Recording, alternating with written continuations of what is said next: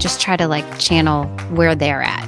And for the most part, I'm the one nervous, not them. And so if I can just relax and know that they're confident in what they're doing, there's no reason for me to be nervous. Welcome to Sports Mom Rapport, where we support and connect with moms of athletes while sharing helpful advice along the way. This is Tara. And I'm Destinee. Thank you for joining us as we highlight you incredible moms. Please join me in welcoming today's guest, my amazing podcast co-host, Destinee Jordan. Destinee is a rock star mom of 3 super active daughters. She is the ultimate sports mom, balancing the demanding schedules of 3 children, all excelling in different sports and activities, while also being the wife of a high-profile NCAA coach and broadcaster. I am beyond excited that Destinee has joined me in creating this podcast, as she is an all-around fantastic human with a great energy and presence everywhere she goes. It's always been so fun to reunite with her over the years as our daughters have crossed paths in the world of gymnastics. And on that note, welcome, Destinee.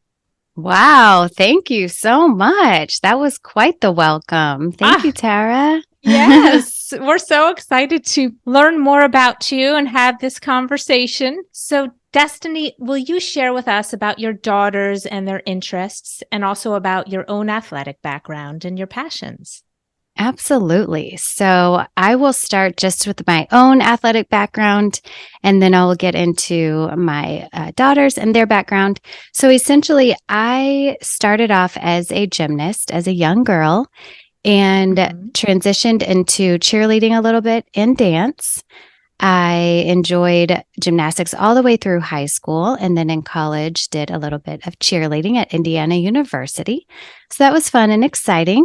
Yeah. I actually dabbled in softball as well, but that just didn't go very far as a catcher. So that's exciting and fun. I can honestly say that for my daughters, each one of them have started in gymnastics.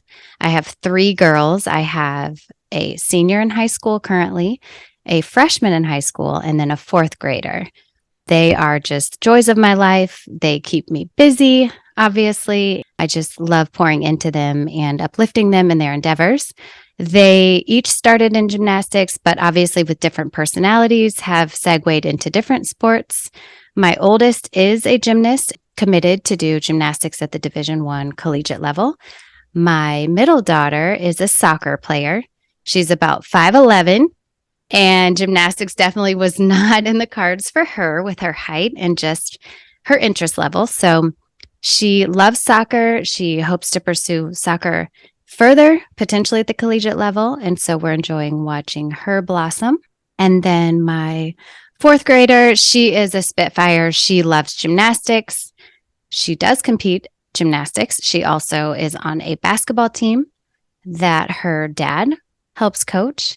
And then she also is part of a band as a vocalist and as a pianist. So even though she's the youngest, she keeps me the busiest. That's for sure. Such an amazing family you have there. Tell me about being the wife of an NCAA coach. You have some extra responsibilities. What kinds of responsibilities do you have, and how do you make it work with those 3 active children? So it's interesting. Initially, when my husband and I got married, he decided that he would like to pursue a career in college coaching. And as a couple, we obviously had to agree that that would meet and match our family dynamic and what we envisioned for our family. And to be honest with you, it has evolved so much over time. We started off, I was hesitant because I didn't necessarily, quote unquote, sign up for a life of a married life where he would be traveling a lot and spending time with other people's children, sometimes more than his own. And so I would say that the role for me definitely evolved as his career expanded. We definitely, to be honest with you, I think when he started coaching, I had more of a selfish mindset. Like I said, I was thinking, I didn't sign up for this. And, you have this idea of what married life is going to be like, 9 to 5, come home, have dinner with family. And for me, that just didn't become my reality. I'm thankful, however, that when we first started dating, he played basketball overseas. And so essentially much of our relationship was formed long distance. So communication, even being efficient with our communication and making sure that when we have the time with one another, that we're really present with one another. It helped our relationship, and it also helps us with our kids, because we definitely know that the time that we have is valuable since we all have busy lives, and just making sure that we make each other a priority has always been something from the beginning of our relationship. Sure. To be present. Absolutely. Making sure to make the most of each moment. And also, I would say now that his career elevated to the point where he became a head coach in Division I basketball, my role shifted from to being more of a team mom. And what I mean by that is I recognize all of the effort that goes in on the home front with recruiting the athlete, as far as how much time is spent from the coach's side of it, and the phone calls and the evaluation periods, so that when I have the opportunity to meet the families and we host them and they come spend time at our home and we just really get to know the families that we are recruiting, that role for me, shifting from being an assistant coach's wife to a head coach's wife, wholeheartedly, I have taken that in as a very important part of his job and something that I embrace all the time. And I actually enjoy and love doing it. So that's good, because I mean, to open your home up to all these players and their families, that's a lot of expectations and cleaning and, getting ready and always being so much on the ball. So much. Yeah. And I think initially you have those concerns of, is my house clean enough? Is the meal going to, fit their expectations? And at the end of the day, even that part has evolved to where you recognize that the players and the athletes that are intended to be at our program, they'll understand and it will fit their expectations, because they will feel welcomed and comforted, and all of the other stuff just kind of goes by the wayside. It's not as important as just the relationship and, again, the communication and the comfort that comes with it. And they no doubt appreciate all that you guys have gone through to get your home ready and to be welcoming for them. So like you said, you can just tell when it's a fit, huh? I've even there have been multiple players, but one student athlete who really touched my heart, he sent me a video on my phone through text message on my birthday. And he said, Mrs. Jordan, thank you so much for allowing your husband to be the best coach in the country, for just the time that I know that he spends away from you guys. And I just want to wish you the happiest birthday. And it's interesting because for so long, like I said, in the beginning, selfishly, I was thinking about the time that he was spending away from home. And now I recognize that it's not really about me. It's about so many more people and these young men that he's able to mentor. And in essence, it's a ministry where he's able to just pour into them and grow and evolve and just have fun through the sport of basketball. Sure. That's amazing. And all the giving that you guys are doing to these players and their families, I'm sure it's so rewarding feeling as well. It is. It definitely is. Destinee, you are always so well put together whenever I see you. How do you maintain such a calm demeanor? What keeps you grounded and balanced? It's interesting you say that, because I must do a pretty decent job of hiding what I'm feeling on the inside. I've had that question quite a few times. And I think in the role that I am in, there are a lot of eyes and people are just watching to see, how is the head coach's wife responding to this? Or even when it comes to watching my girls on the sidelines, whether it's at gymnastics meets or soccer, just because of the role that my husband has and the role that I play in his career, people just want to know, so to that point, I would say I honestly feed off of them. So my husband, when he's on the sidelines, I can look at him and I can read kind of where he's at. I can sense, okay, he's not panicked. He's calm in this moment. And even with my daughters, I'll be nervous watching a gymnastics meet and my oldest will jump up on the balance beam and start doing her thing. And it brings me calm just knowing them. And I just try to channel where they're at. And for the most part, I'm the one nervous, not them. And so if I can just relax and know that they're confident in what they're doing, there's no reason for me to be nervous. Right. What a great lesson. Takes a lot of practice, I'm sure. I didn't realize I did that until someone asked me.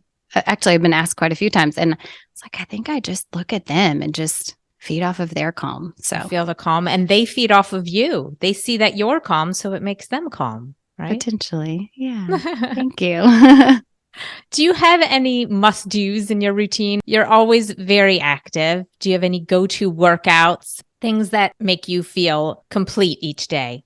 I do actually. So my ideal morning or my ideal day would include spending time in a devotional. I'm a Christian female, and I enjoy the time that I get to just, even if it's 10 minutes of just reading something that will help keep me grounded, help me kind of have a grateful heart and like a attitude of gratitude and thanksgiving, trying to just keep me calm and not have anxious thoughts and fears creep in, because the life that we live is very stressful and can be hard to stay balanced. So my ideal day would include spending some time in a devotional or reading my Bible. And then also, I do enjoy exercise. My ideal exercise is jogging. I won't say running because I'm not a fast runner, but I do enjoy just the solitude and the time to myself to just hit the pavement, run a couple of miles, and just enjoy that time. I do recognize the importance as I get older in strength training. And so I'm trying to incorporate more strength training, some Pilates reformer work, and every once in a while, the bike. And I do a lot of that through Peloton and the applications and classes on Peloton. Definitely in great shape, and obviously taking care of yourself makes Thank you. you feel whole, and then you can take care of others, right? Yeah, thank you. So what is an ideal day of downtime or re-energizing for you with such a busy lifestyle? I find that sometimes hard to do. And I don't know if it's a mom thing. I don't know if it's a female thing. And I don't know if it's a destiny thing. So I would say I do find that I unwind better later in the day. I don't know if that's common for most people or not, but definitely I kind of hit the ground running in my mornings and in my day. And then as the day kind of progresses, I find that I can just kind of have a little bit more quiet. And so I would say once I get my kids settled to and from their sports and activities, that I'm able to kind of unwind. And honestly, a lot of times that is with, should I say, Netflix maybe sometimes. Hey, that's all right. Absolutely. Mindless Netflix watching. Yes. But honestly, I do enjoy reading. I will always, I'd say 8 nights out of 10, I will start to read in bed to go to sleep. It doesn't take long for me to fall asleep. So usually I'm falling asleep and don't even know where I finished reading the next morning, and I have to reread a couple of pages. But honestly, I would say probably watching a little bit of a show or just reading a book, just kind of spending some time, honestly, by myself, without my children, without my husband, just kind of a few minutes to just unwind and relax. Yeah. So speaking of you used to work at, can I say Google? So tell us about the challenges and successes you've had with your transition to staying at home. Yeah. So honestly, I graduated college in 3 years. And so I got a job. That was my undergrad. And got a job in medical sales right away. That was when my husband went overseas to play basketball, and I moved to outside of the Chicago suburbs area and was working and just pouring myself into the career that I had laid out for myself. And we started with marriage and children. And after, I think it was about 7 or 8 years in the medical field, I transitioned to Google, as you mentioned, and enjoyed a career at Google. Honestly, it was a difficult transition to stop working, I would say, outside of the home, but a natural and necessary transition. Like I said, we always have made decisions as a family. And with my husband and I, our communication, I would say, is just the old phrase of communication is key. Absolutely. But I would just say, because we've been in situations where we haven't even been in each other's physical presence throughout our relationship, it's definitely been crucial. So every decision that we made, we prayed about, thought about, and it felt natural. It was hard. And I would say initially I probably took all of the skills that I was putting into my career and transitioned them into the home. And so rather than being like a mom, I was more of a task driver, like master, like here's our schedule. This is what we're doing. And this meal is going to be prepared at 4:30 so that everyone can eat at 4:42. And then we will be on our way to sports by 5:01. And so it transitioned from that to just a more natural, okay, you know what? I don't need to treat my family as I did my coworkers and try to keep them on task the way that I did my coworkers, that we can be human and we can still function efficiently and get everywhere that we need to go. So I would say in the 8 years that I have not been working outside of the home, even that has been a progression into what is now our comfort and how we operate. Sure. They probably like it a little bit better. Well, you're planning and Yeah.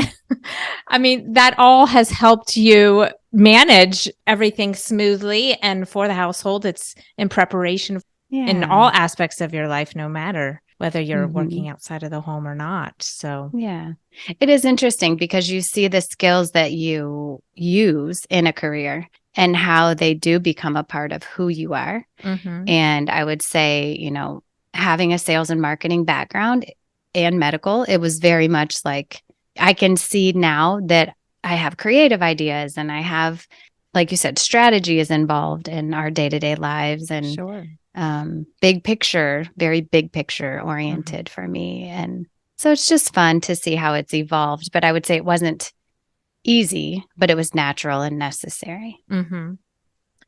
Well, it's obvious that everybody is thriving in your family. So you're all doing a great job. Well, thank you. You mentioned about when you look at your daughters or your husband, how when they're calm, it makes you calm. So I can imagine when you watch them compete, it's more calming. But is it different watching your daughter in gymnastics versus doing soccer versus performing and singing and watching them? Do you have any superstitions or anything that you do while watching them? Or is it just more of a calm, having confidence and faith in everything that's happening? Oh, gosh. I definitely would say leading up to any event, I am a bundle of nerves. And so that's where once I get positioned, whether it's in a bleacher or a stadium seat or, a sideline soccer chair, once I get in position, that's when I am calmer. But leading up to it, I'm definitely not calm. And that's where some of I wouldn't call them superstitions, but it's more, I don't know, maybe not repeating an outfit if a competition didn't go well the last time I wore that outfit. Or, I mean, I don't do things like wear the same socks all season, which, to whomever does that, more power to you. I don't do that, but I think I equate probably outfits and jewelry to either good luck or bad luck. Okay. But that's probably the only thing. And like I said, once I get to the competition, I'm pretty calm. But leading up to it, I'm kind of anxious and I talk a lot.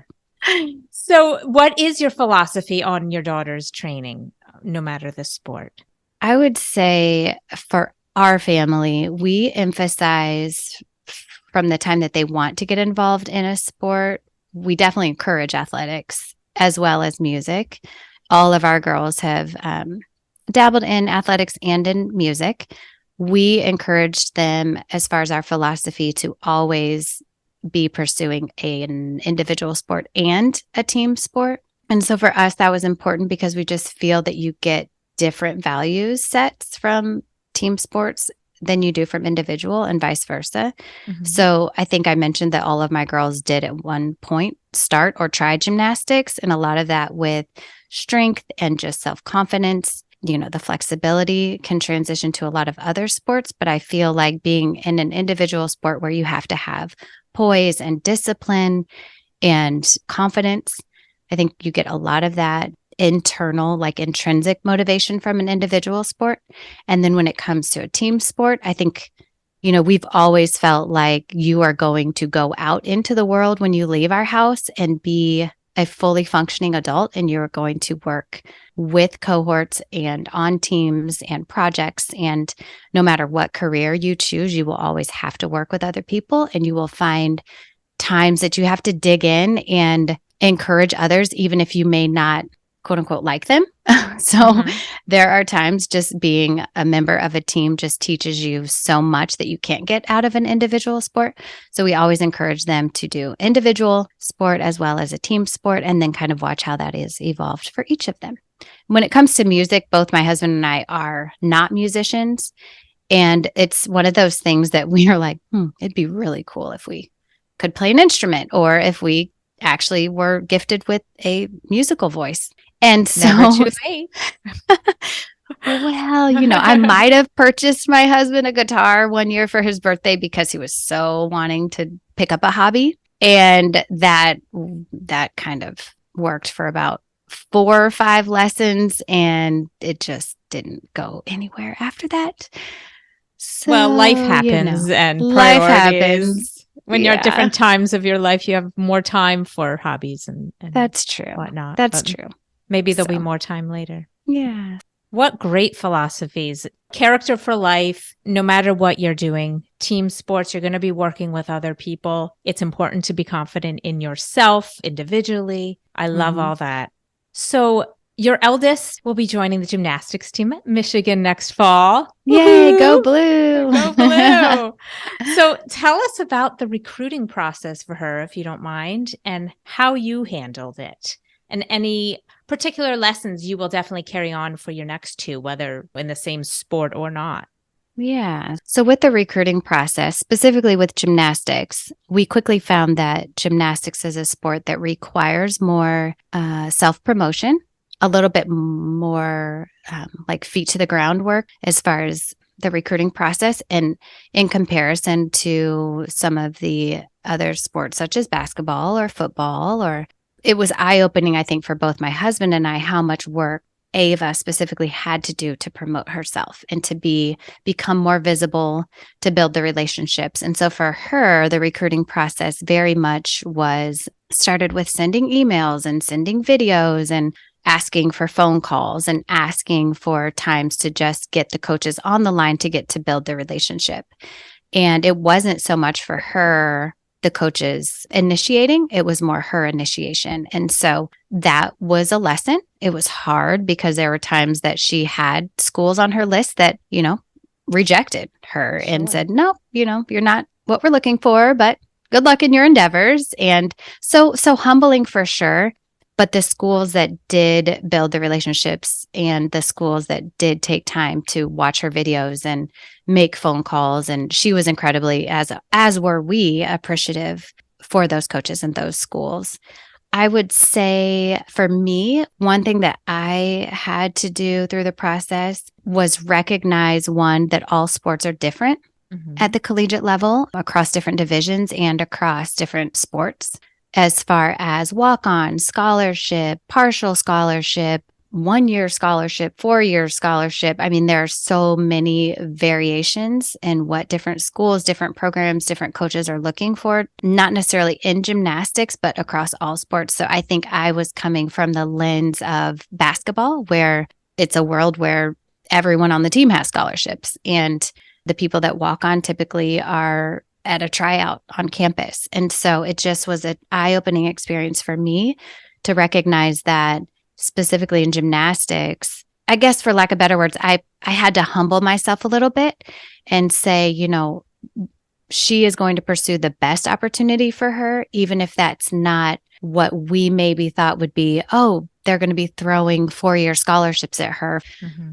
So for us, I think it was just realizing that across different sports, different opportunities, that whatever is perfect for your athlete, specifically Ava, is going to be her perfect, and not to compare that to other people's or other athlete, even at her school, not to compare that to other people's journey and what is right for them, but to know that Ava is going to be able to make the best decision for her based on the best opportunity for her.